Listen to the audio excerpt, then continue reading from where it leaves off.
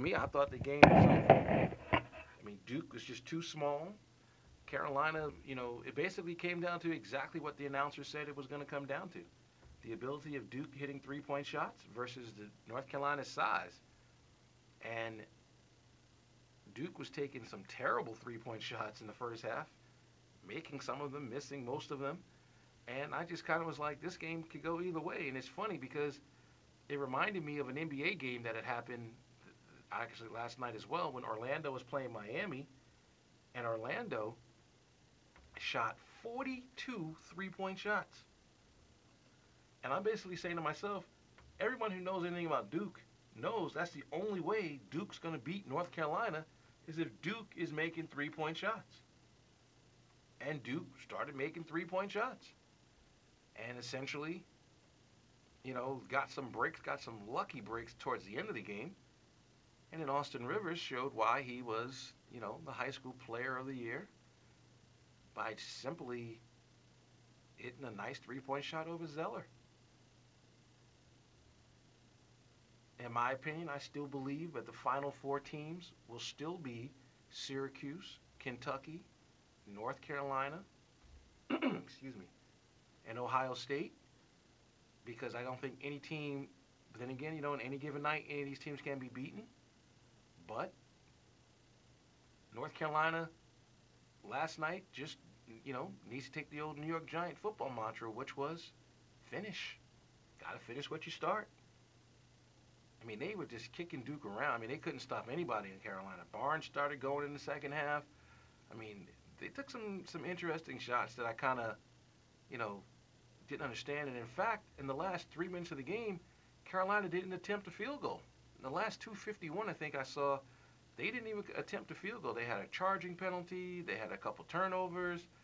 I mean, they basically gave the game to Duke. And you give Duke players an opportunity to beat you, they're going to beat you. The Sour Grapes Award last night goes to Jim Boeheim of Syracuse. His team won, and Boeheim was going off like they lost.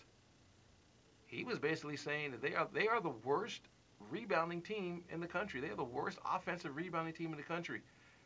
Doug Gottlieb said last night, which I don't know if he was telling the truth, he said there's 330-something college basketball teams in Division One.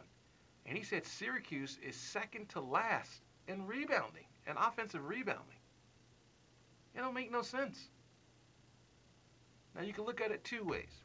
You can look at it and say, they don't rebound because they make a lot of shots, or simply they miss, the other team gets to rebound, and Syracuse goes back and defends.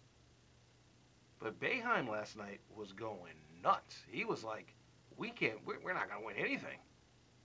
I mean, Georgetown out-rebounded them by 11 rebounds yesterday. Georgetown has big players. They got size, of course. Georgetown takes a lot of bad shots, so of course they're going to rebound. But Syracuse won the game. They played poorly. Okay, we get it. But the bottom line is, what did Herm Edwards say, folks? You play to win the game. And Syracuse won. Dick Vitale believes that if Syracuse had not had Fab Melo miss that one game, they'd still be undefeated. He said before the NCAA tournament, if Syracuse has their starting five, nobody can beat them. And he hasn't been wrong yet. Ohio State played a tough game with Purdue the other day. Ohio State's issue is they don't really get consistent play on some of its senior leadership type players. But again, they won the game. Kentucky is awesome. Kentucky looks like UMass from circa 1990. When Marcus Camby and Davis, they remind me of each other. The only difference, I guess, between Camby and Davis is 7'2". He might be a little bit more offensive-minded, but Davis reminds me of a young Marcus Camby. I remember when Camby first came on the team at UMass in '94, he was blocking every single shot that went up. And this guy, Davis, has already set the record for most blocks as a freshman in the history of the SEC. and he's going to pass the national record, and he's going to set the season record as well. For they have like at least what 7, 8 games left, and Kentucky can defend, and Kentucky can shoot. They can play you half court. They can play you full court. The game that they lost against Indiana, you know, guy hit a three. He hit a shot, just like Duke's last night. You hit a shot, you pat the guy in the back and say, good job.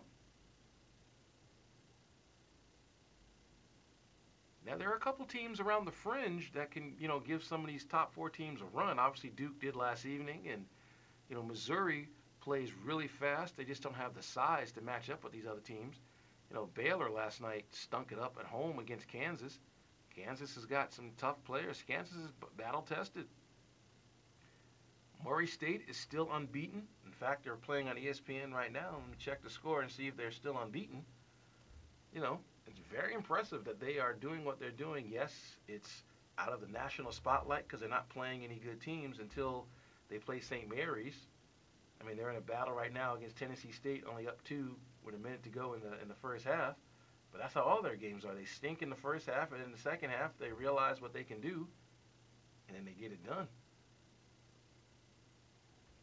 Bottom line, men's college basketball this year is going to be very exciting in that tournament.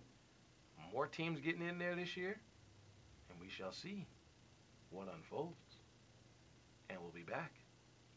Talk a little women's college basketball, talk a little golf, and then pose a question to you and answer it on 89.7 KLAS FM after this.